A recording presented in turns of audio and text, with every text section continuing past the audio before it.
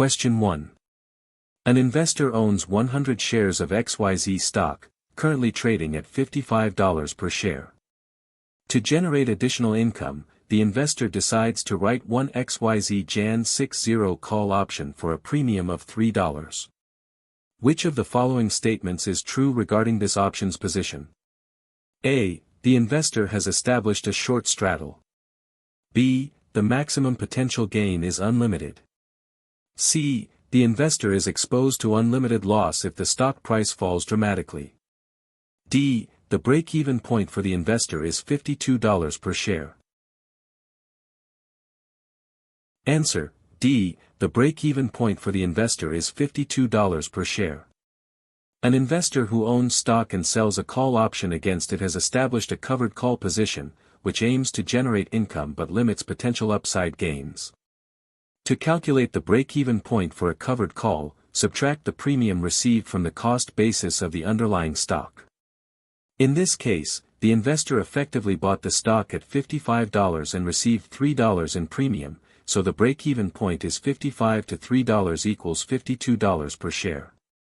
This strategy provides income and some downside protection up to the premium received, but the maximum gain is limited to the premium plus any appreciation up to the call strike price. Question 2. A registered representative receives an order from a client to purchase shares of a specific mutual fund. The representative notes that the client has consistently invested in aggressive growth funds, yet this fund is a conservative money market fund. Which of the following actions should the representative take? A. Execute the trade immediately as instructed by the client.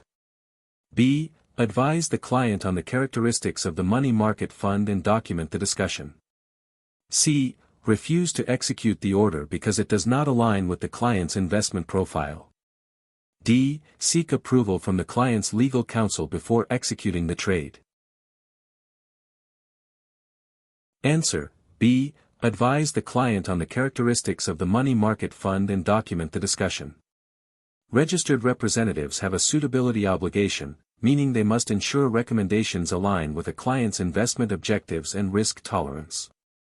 If a client places an unsolicited order that appears inconsistent with their known profile, the representative should explain the characteristics and risks of the investment to the client, confirming they understand the implications of their decision.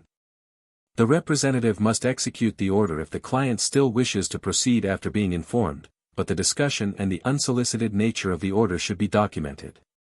This ensures the client is making an informed decision, fulfilling the firm's best interest obligations. Question 3.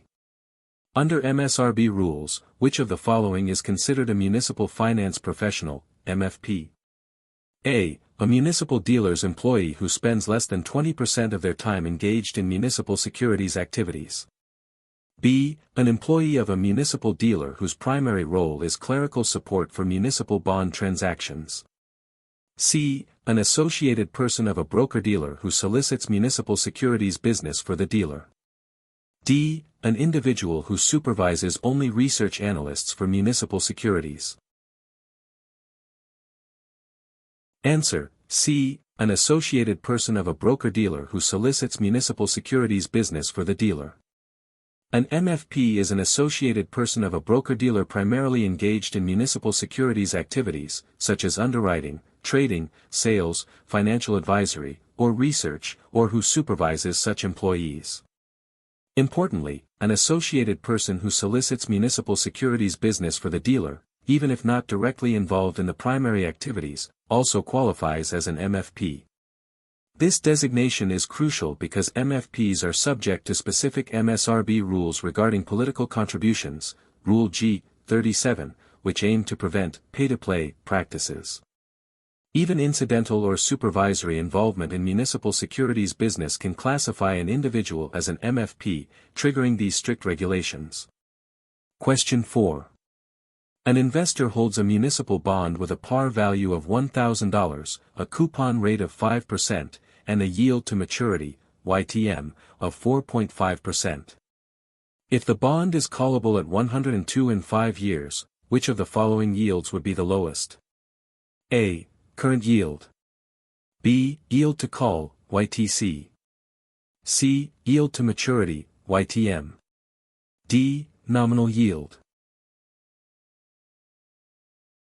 Answer, B. Yield to call, YTC. When a bond is trading at a premium, its YTM is lower than its coupon rate, indicating it was purchased above par. The yield to call, YTC, will be the lowest of all possible yields. This is because the bond is likely to be called at the call price, which is less than what the investor would receive if the bond matured at par, thus shortening the income stream and creating a capital loss from the premium. The nominal yield is the coupon rate. The current yield relates to the annual interest received divided by the market price, and the YTM is the overall return if held to maturity.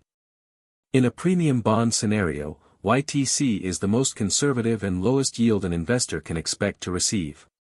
Question 5. Which of the following statements is true regarding a Ginnie Mae, GNMA, pass-through certificate? A. It is backed by the full faith and credit of the U.S. government. B. Its interest payments are subject to state and local income tax but exempt from federal income tax. C. It is typically issued at a discount and matures at par. D. It carries prepayment risk, which is the risk that mortgage holders will pay off their loans earlier than expected.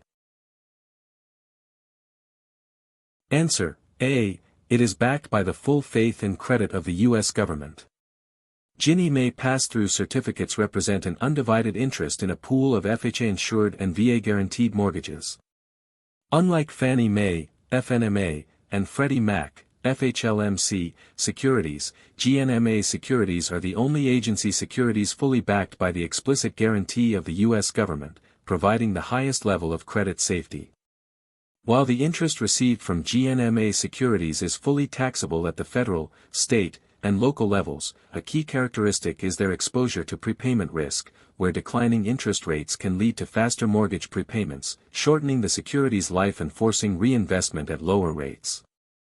The direct government backing distinguishes GNMA from other mortgage-backed securities. Question 6. A registered representative receives an order from a client that she believes is suspicious, possibly indicating money laundering. Which of the following is the most appropriate action for the registered representative to take? A. Directly confront the client about the suspicious activity. B. Document the transaction and execute the order to avoid disrupting client relations. C. Report the activity to her immediate supervisor and the firm's anti-money laundering, AML, compliance officer. D. Contact FINRA directly to report the suspicious transaction. Answer, C. Report the activity to her immediate supervisor and the firm's anti-money laundering, AML, compliance officer. If a registered representative suspects money laundering, the most appropriate and required action is to report the activity internally to their immediate supervisor and the firm's designated anti-money laundering, AML, compliance officer. Firms have established procedures for reviewing and reporting suspicious activities, typically involving the filing of a Suspicious Activity Report, SAR, with FinCEN if warranted. Directly confronting the client or reporting externally to FINRA without following internal protocols could hinder an ongoing investigation and is generally not the correct first step. Maintaining confidentiality regarding the SAR filing is also critical to prevent tipping off the suspect. Question 7. All of the following are typically considered advantages of investing in a limited partnership except A. Passive losses can be used to offset passive gains. B. Income and expenses flow through directly to the investors. C. Limited liability for the general partners. D. A professional manager handles the day-to-day operations. Answer, C. Limited liability for the general partners. Limited partnerships are a type of direct participation program, DPP, offering flow-through of income and expenses to investors, allowing the avoidance of corporate taxation. While limited partners enjoy limited liability, meaning their risk is generally capped at their investment, the general partners, GPs, have unlimited liability for the partnership's debts and obligations. This unlimited liability for general partners is a significant disadvantage for them and a distinguishing feature from limited partners, who do not participate in management but benefit from limited risk. The professional management and the ability to offset passive gains with passive losses are indeed advantages for investors in such programs. Question 8. A variable annuity contract holder dies during the accumulation period. Which of the following statements is true regarding the payout to the beneficiary? A. The beneficiary receives the greater of the contributions made or the current market value of the account. B. The payout is subject to a 10% penalty if the beneficiary is under age 59 and a half. C. The entire payout is considered tax-free income to the beneficiary. D. The beneficiary will receive the entire payout in the form of a lump sum, regardless of their preference. Answer: A. The beneficiary receives the greater of the contributions made or the current market value of the account.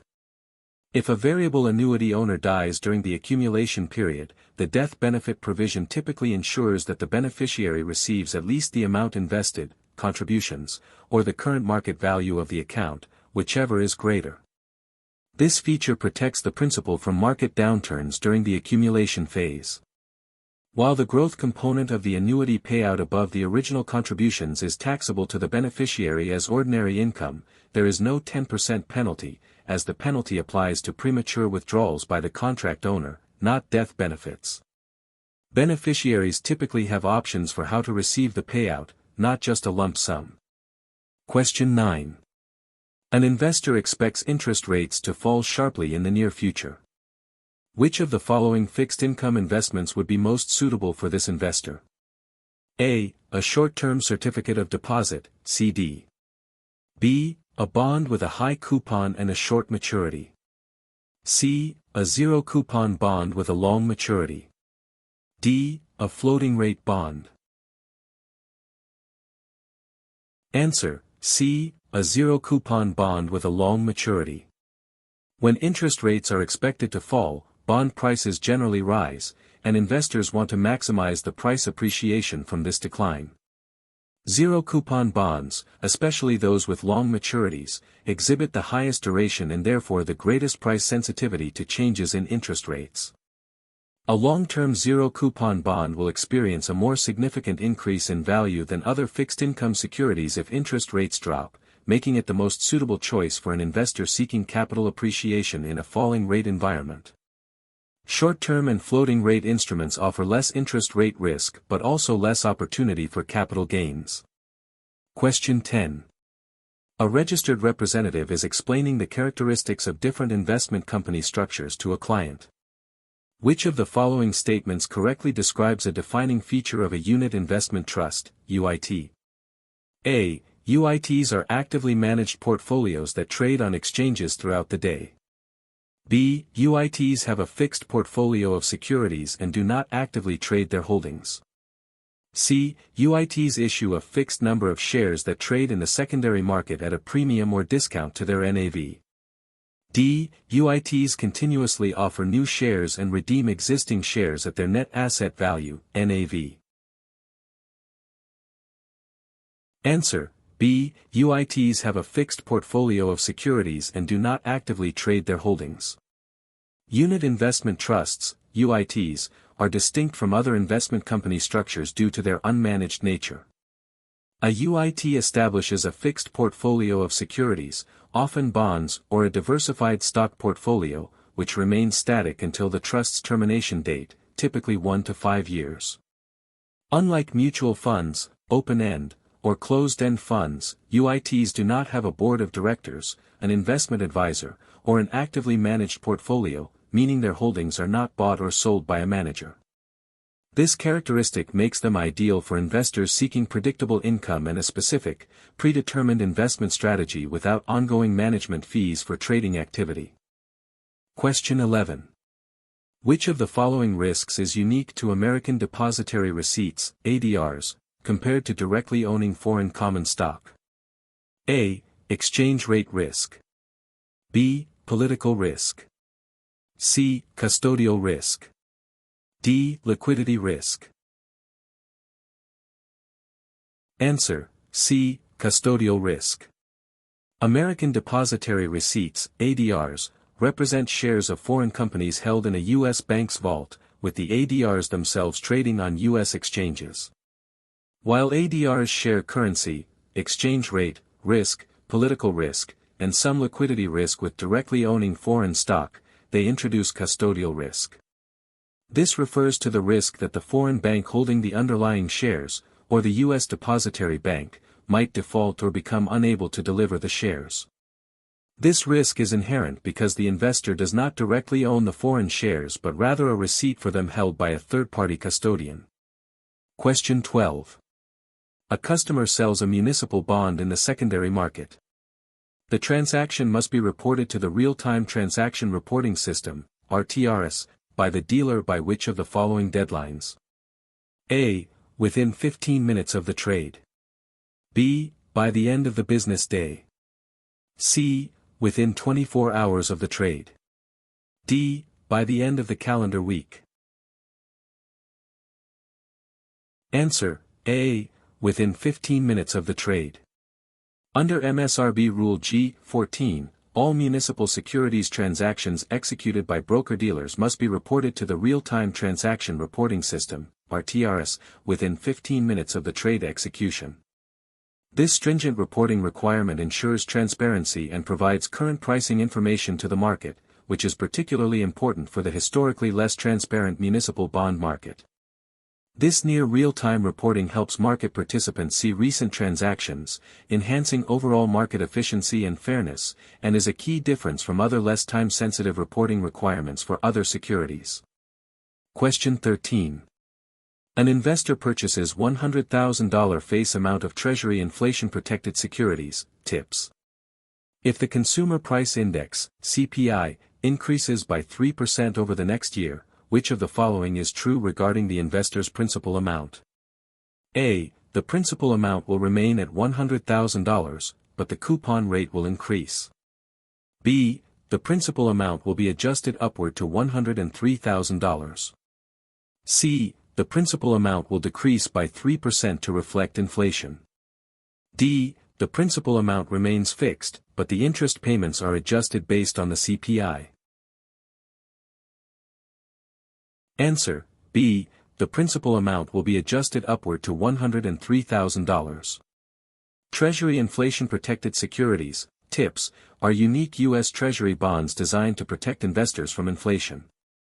Their principal value adjusts semi-annually based on changes in the Consumer Price Index, CPI.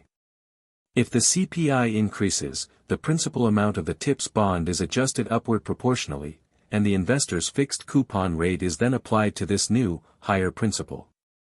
Therefore, a 3% increase in CPI would cause the $100,000 principal to become $103,000, ensuring the investor's purchasing power is preserved.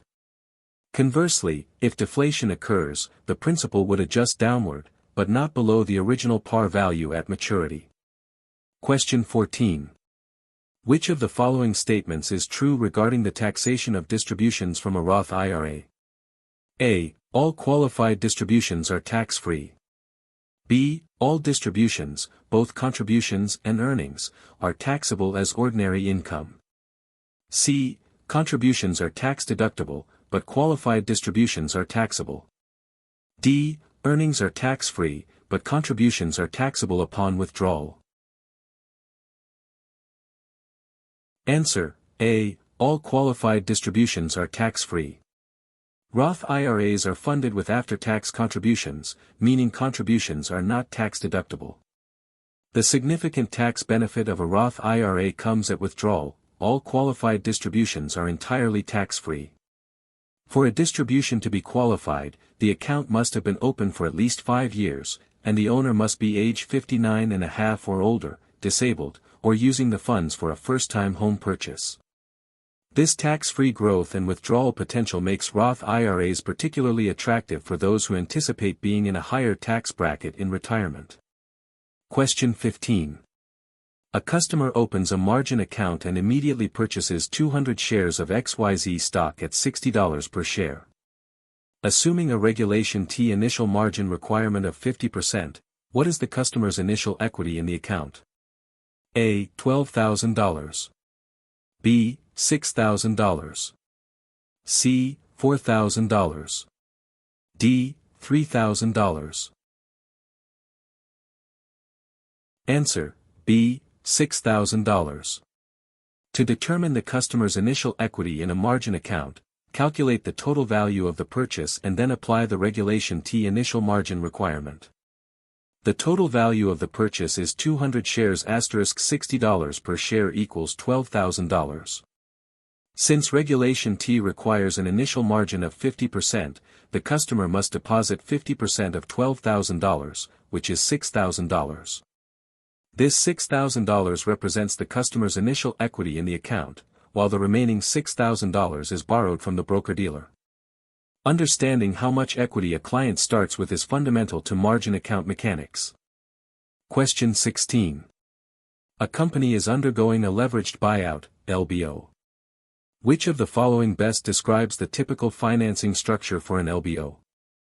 A. Primarily equity financing from the acquiring firm. B. A mix of senior secured debt, subordinated debt, and a small equity contribution. C. Issuance of new common stock to fund the acquisition. D. Exclusive reliance on short-term bank loans. Answer, B. A mix of senior secured debt, subordinated debt, and a small equity contribution. A leveraged buyout, LBO, is an acquisition of a company using a significant amount of borrowed money, leverage, to meet the cost of acquisition. The typical financing structure for an LBO involves a large proportion of debt, including senior secured debt, such as bank loans or high-grade bonds, subordinated debt, often high-yield bonds or junk bonds, with lower priority, and a relatively small percentage of equity contributed by the acquiring private equity firm. The acquired company's assets often serve as collateral for the borrowed funds, and its cash flow is used to service the debt. This reliance on various layers of debt is the defining characteristic of an LBO. Question 17. A municipal bond investor living in New York City purchases a general obligation bond issued by the state of New York. Which of the following statements is true regarding the taxation of interest received from this bond? A. The interest is fully taxable at the federal, state, and local levels. B. The interest is exempt from federal income tax but subject to state and local income tax. C. The interest is exempt from federal, state, and local income tax. D. The interest is subject to federal income tax but exempt from state and local income tax. Answer, C. The interest is exempt from federal, state, and local income tax. Interest income from municipal bonds is typically exempt from federal income tax. Additionally, if an investor purchases a municipal bond issued by a political subdivision within their own state of residence, the interest is generally exempt from state and local income taxes as well. This triple tax-exempt status for in-state municipal bonds makes them particularly attractive to high-net-worth investors in high-tax states and cities. For this New York City resident investing in a New York State bond, the interest will avoid all three levels of taxation. Question 18. An investor is considering a long-term investment that provides a predictable income stream and potential for capital appreciation, but is most concerned about inflation risk eroding the purchasing power of their returns. Which of the following investments would be least suitable for this investor? A. Treasury inflation-protected securities, TIPS. B. Common stock of a company with strong pricing power. C. Long-term, fixed-rate corporate bonds. D. Real estate investment trusts, REITs. Answer, C. Long-term, fixed-rate corporate bonds. For an investor most concerned about inflation risk, long-term, fixed-rate corporate bonds are generally the least suitable option. The fixed interest payments of these bonds become less valuable in real terms during periods of rising inflation, as their purchasing power erodes. Additionally, higher inflation typically leads to higher interest rates, which causes the market value of existing long-term bonds to fall. TIPS are designed to protect against inflation. Common stocks, especially those with pricing power, can grow with inflation, and REITs often provide a hedge against inflation through property value appreciation and rental income increases. Question 19. A broker-dealer's firm element continuing education program must be conducted how frequently? A. Annually. B. Biannually. C. Every 3 years. D. At the discretion of the firm's compliance department. Answer: A. Annually. FINRA rules require broker-dealers to provide their registered persons with a firm element continuing education program at least annually. This program must be based on a needs analysis and focus on training relevant to the products and services offered by the firm, the roles of registered persons, and regulatory developments. This annual requirement ensures that registered representatives stay current with industry regulations, product knowledge, and ethical standards, promoting investor protection and compliance within the firm. In contrast, the regulatory element of continuing education is administered by FINRA and occurs on a 2-year cycle. Question 20. Which of the following is a primary difference between a repurchase agreement, repo, and a reverse repurchase agreement? A. A repo involves the sale of securities with an agreement to repurchase, while a reverse repo involves the purchase of securities with an agreement to resell. B. Repos are always short-term, while reverse repos can be long-term. C. Repos are used by the Federal Reserve to inject liquidity, while reverse repos are used to drain liquidity. D. A repo is a collateralized loan, while a reverse repo is an uncollateralized loan. Answer: A. A repo involves the sale of securities with an agreement to repurchase, while a reverse repo involves the purchase of securities with an agreement to resell.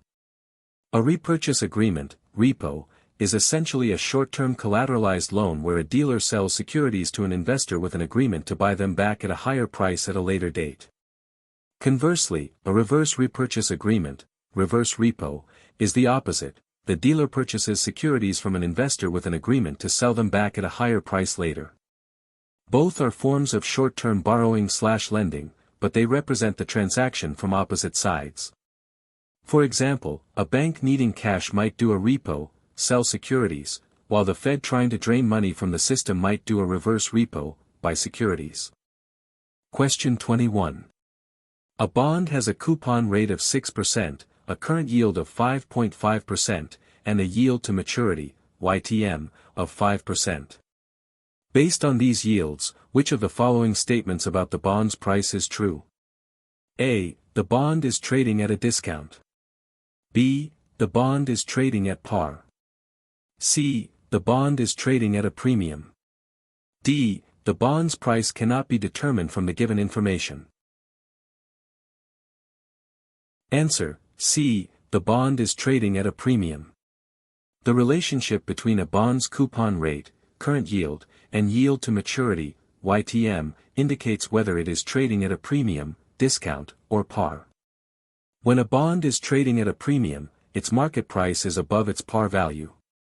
In such a scenario, the coupon rate will be the highest, followed by the current yield, and then the YTM will be the lowest, coupon current yield, YTM.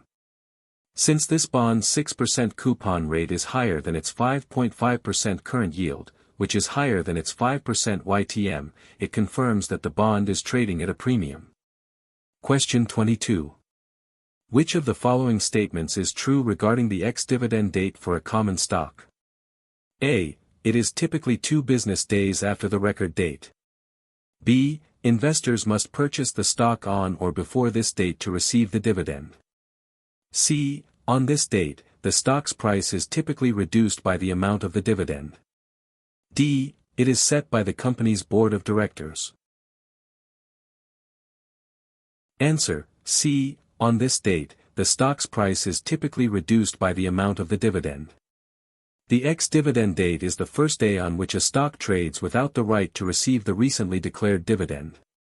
On this date, the stock's market price is typically reduced by the amount of the dividend to reflect that new buyers will not receive the upcoming payment. To receive the dividend, an investor must purchase the stock before the ex-dividend date. This date is determined by FINRA, or the exchange, to ensure orderly trading, generally 1 business day before the record date, not 2 days after. Question 23. An investor writes an OEX Jan 600 call option. The OEX index is currently at 605. What is the investor's gain or loss if the OEX index closes at 610 on expiration? A. A gain of $500. B. A loss of $500. C. A gain of $1,000. D. A loss of $1,000. Answer: D. A loss of $1,000.